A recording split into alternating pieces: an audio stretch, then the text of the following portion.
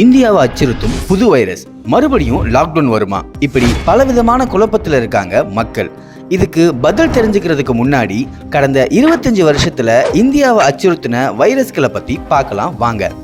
Nipah virus 1998 இருந்து 99 Malaysia, சிங்கப்பூர்ல spread ஆக ஆரம்பிக்குது. இந்த வைரஸ் பேட்ஸ் கிட்ட இருந்து இது பரவி இருக்கு. 2001 இந்தியாவுக்குள்ள ஸ்ப்ரெட் ஆக ஆரம்பிச்ச நிபா வைரஸ் வெஸ்ட் பெங்கால டார்கெட் பண்ணி அடுத்து கேரளாலையும் 2024 வரைக்கும் பல வேவ்ஸா ஸ்ப்ரெட் ஆகிட்டு இருக்கு. இதோட சிம்டம்ஸ் பாத்தீங்கன்னா ஃபீவர், ஹெட் ஏக், வாமிட்டிங், மசில் பெயின்ல ஆரம்பிச்சு confused mental state, even coma வரைக்கும் போகிறதுக்கான பாசிபிள் இருக்குன்னு சொல்றாங்க. மொத்தமா 70 பேர்கிட்ட இந்தியாவில் நிபா வைரஸால உயிரிழந்திருக்காங்க. சமீபத்தில் இந்த நிபா வைரஸ் பற்றின பயம் மக்கள் கிட்ட ரொம்பவே இருந்துச்சு. ஏன்னா நம்ம பக்கத்து ஸ்டேட்டான கேரளாவில் வந்தது, தமிழ்நாட்டில் வந்துடாதான்ற பயம் ரொம்பவே மக்கள் கிட்ட இருந்துச்சு. அடுத்தது சண்டிபுரா வைரஸ். இந்த வைரஸை பற்றி நம்ம அதிகமாக கேள்விப்பட்டிருக்க மாட்டோம். ஆனால் இது ரொம்பவே டேஞ்சரான வைரஸ்.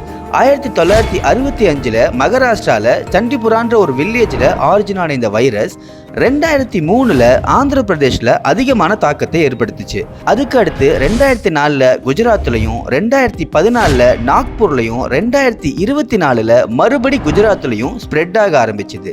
சின்ன பசங்களை அதிகமாக டார்கெட் பண்ண இந்த வைரஸால கிட்டத்தட்ட 200க்கும் மேலான சின்ன பசங்க இறந்திருக்காங்க. அடுத்தது அவியன் இன்ஃப்ளூயன்ஸான்னு சொல்லப்படுற பேர்ட்ஸ் ஃப்ளூ. இந்த பறவை காய்ச்சல் நமக்கு ரொம்பவே தெரிஞ்ச ஃபெமிலியரான ஒரு disease. H5N1, H5N6, H5N8, H7N7, H7N9 இப்படி பல வேரியேஷன்ஸ்ல இருக்கிற வைரஸ் மூலமா வரது தான் இந்த பேர்ட்ஸ் ஃப்ளூ. 2006 மகாராஷ்டிராலையும் குஜராத்லையும் ஸ்ப்ரெட் ஆன இந்த டிசீஸ் 2021 கேரளா, ஹரியானா, ராஜஸ்தான் பல ஸ்டேட்ல வேகமா ஸ்ப்ரெட் ஆக ஆரம்பிச்சுது. இப்போ வரைக்கும் உலகம் ஃபுல்லா பல இடங்கள்ல இந்த வைரஸ் ஸ்ப்ரெட் ஆகிட்டு தான் இருக்கு. ஆனாலும் இப்போ கண்ட்ரோலுக்கு கொண்டு வந்துட்டாங்க.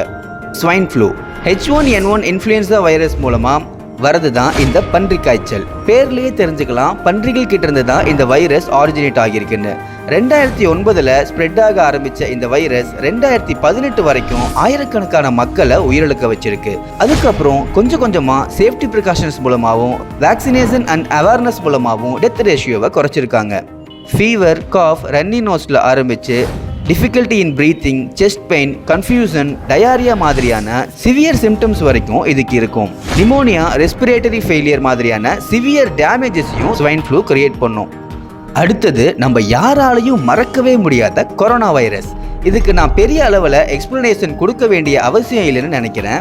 ஏன்னா நம்மள பல பேர் கொரோனாவை பர்சனலாகவே ஃபேஸ் பண்ணியிருப்போம். அது மட்டும் இல்லாமல் நம்மளோட லைஃபையே தலைகீழாக புரட்டி போட்ட பல சம்பவங்களை இந்த கொரோனா பண்ணியிருக்கோம். லாக்டவுன், குவாரண்டைன், வேக்சினேஷன் இப்படி எல்லா விஷயத்தையுமே நாம பர்சனலாகவே ஃபேஸ் பண்ணியிருப்போம். பல லட்சம் பேரை இல்லாமல் ஆக்கின இந்த கொரோனாவோட பாதிப்பும் பயமும் இன்னுமே நம்ம எல்லாருக்குள்ளேயும் இருக்குது. அதனால தான் இப்போ வரைக்கும் சின்னதாக ஒரு வைரஸ் ஸ்ப்ரெட் ஆனால் கூட ரொம்பவே பேனிக் ஆகுறோம். அந்த வரிசையில் தான் இப்போ நம்ம எல்லாரையும் பயப்பட வைக்குது HMPV வைரஸ்.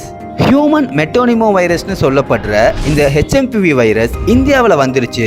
ஸோ இன்னொரு பேண்டமிக்கை இது உருவாக்கிடுமா, லாக்டவுன் வந்துடுமா அப்படின்னு மக்கள் பயத்தில் இருக்காங்க. ஆனால் உண்மை என்னன்னா, இந்த HMPV வைரஸ் இப்போ புதுசாக இந்தியாவுக்குள்ளே வரல, பல வருஷமாக இந்தியா உட்பட உலகம் ஃபுல்லாகவே இருந்துக்கிட்டு தான் இருக்குது. 5 வயசுக்குள்ளே இருக்கிற குழந்தைங்களுக்கும் 65 வயசுக்கு மேலே இருக்கிற வயசானவங்களுக்கும், கேன்சர், HIV மாதிரியான டிசீஸில் ஆல்ரெடி இருக்கக்கூடிய பேஷண்ட்ஸ்க்கும், லெஸ் இம்யூனிட்டி பவர் இருக்கவங்களுக்கும் இந்த வைரஸ் சிவியரான பாதிப்பை ஏற்படுத்த வாய்ப்பு இருக்கு. ஆனாலும் கொரோனா வைரஸ் அளவுக்கு பேண்டமிக் சிச்சுவேஷனை கிரியேட் பண்ணுமா அப்படின்னா இல்லைன்னு தான் டாக்டர்ஸ்லாம் சொல்றாங்க. ஸோ மக்கள் இதுக்காக இவ்வளோ பயப்பட வேண்டிய அவசியம் இல்லைன்னு டாக்டர்ஸ் வலியுறுத்துறாங்க. கொரோனா HMPV வைரஸ்க்கு மட்டும் இல்லை, எந்த ஒரு வைரஸ் கிட்ட இருந்தும் நம்மளை சேஃப்டி பண்ணிக்கிறதுக்கு நாம பண்ண வேண்டிய காமன் ப்ரிகாஷன்ஸ் என்னன்னா, ஃபேஸ் மாஸ்க் யூஸ் பண்ணுறது, அடிக்கடி கையை சோப் போட்டு கழுவுறது, ஹெல்த் அண்ட் ஹைஜீனிக் ஃபுட்ஸ் எடுத்துக்கிறது, இந்த மாதிரியான குட்டி குட்டி சேஃப்டி ப்ரிகாஷன்ஸ் தான் நம்மளை மேக்ஸிமம் சேஃபாக பார்த்துக்க உதவி பண்ணும். ஸோ தேவையில்லாத பேனிக்ஸை விட்டுட்டு ஹெல்த் அண்ட் ஹைஜீனிக்கான லைஃப் ஸ்டைலை ப்ராக்டிஸ் பண்ண ஆரம்பிங்க. இந்த மாதிரியான இன்ஃபர்மேட்டிவ் வீடியோஸை பார்க்க நம்ம ஈவா ஸ்டாலின் IAS அகாடமியை சப்ஸ்கிரைப் பண்ணுங்க.